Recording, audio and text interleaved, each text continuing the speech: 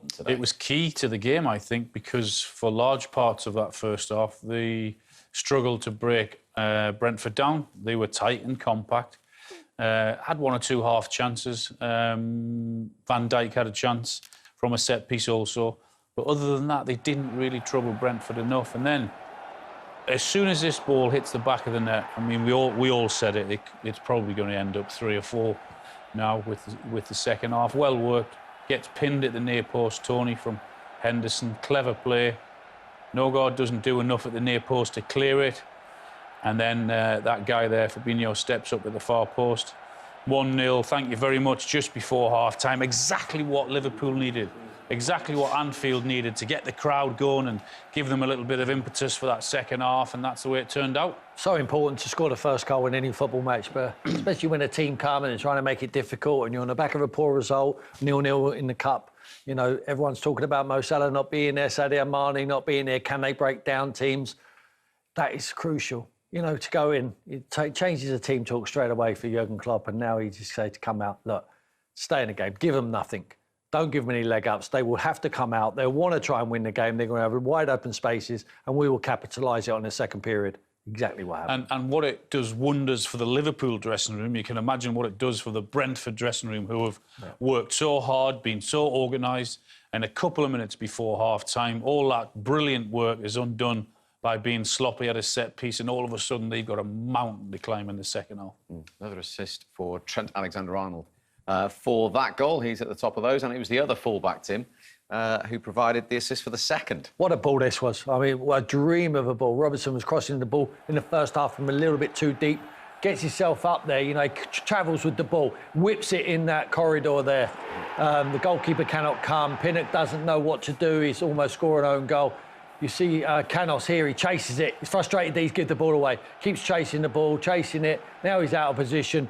There's Oxlade-Chamberlain there, and he can't get back to him. Robertson gets his head up, whips that with great pace, and he's just about getting his head on it. Canos knows, look at his reaction there. He knows he's made an error of judgment of going chasing that football. Decent finish from Oxlade-Chamberlain, but look at this angle, Al. Almost puts his arm up, doesn't he, to, like, protect himself. Weird. Yeah. Hits it on the top of his head. I mean, the defender should do more, shouldn't he, Pinnock? Yeah.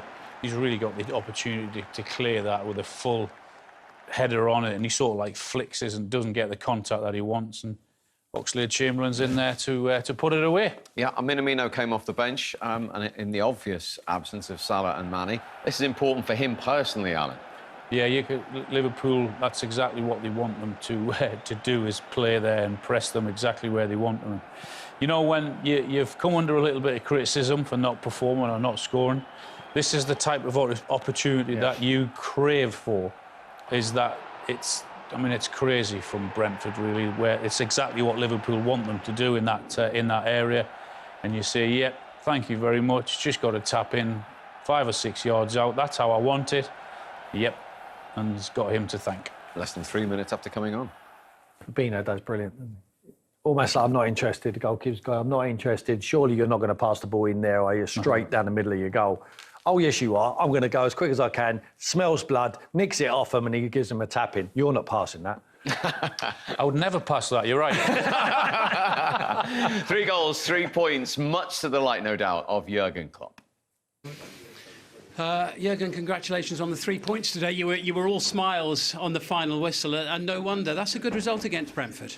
It is extremely uncomfortable to play against, to be honest. I think especially against us, the way they play, they usually play differently, but the way they play against us is really tricky.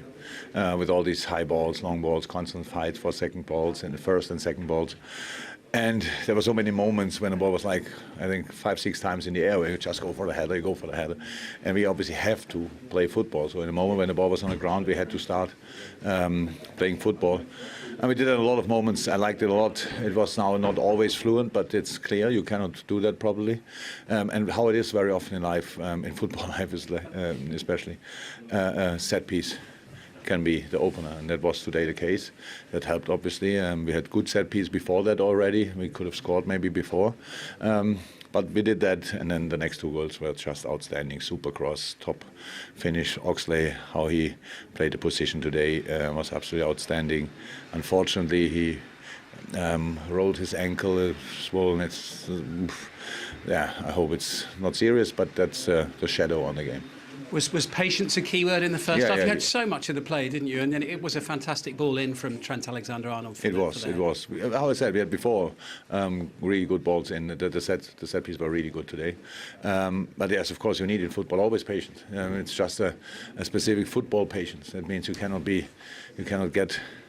lose focus, you cannot get sloppy or these kind of things. You have to stay full of desire even when you don't find the direction, because we had to switch the sides, we had to accelerate then, we had to pass quick, all these kind of things. And we had our really good moments. We showed the boys in the half-time 3 really good moments from the first half, but we had to do more often, or want to do more often in the second half. And then we really controlled it in the second half. That's good. Yeah, you had a clear margin of victory really fairly long before the end of the game. But were you feeling a little uncomfortable for a while in the second half at 1-0 when Brentford started to play as if they believed they might get something, and Brian and Burmo almost equalised for them? Yeah, they changed. All of a sudden they took more risk. That's how I said that the 1-0 is important, but on the other side it forced the other team to adapt to the result as well if they want to do something. And all of a sudden they had more players between the lines. They brought then the third striker. They had Janelt high between the lines. So it just kept. Yeah, we had, I think, about 2 situations where we struggled a little bit with it. But that's how it is. One team has an idea, the other team has to adapt, and if the one team with the idea use the first one, then it's tricky. Yes, of course. But it's always clear. That's what happens. But we adapted then really well, and from that moment on, we controlled it. Yeah, and everyone stepped up pretty well with your 2 key forward, or 2 of your key forward players missing today. Yeah. Good. Everybody is invited to score goals, obviously, always. And the boys, how I said, did really well.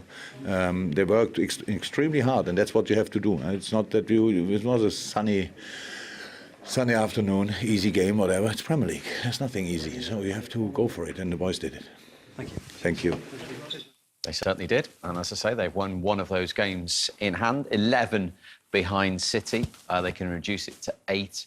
Of course, and in April they go to the Etihad, and that, Alan, in their situation, is all they can do, isn't it?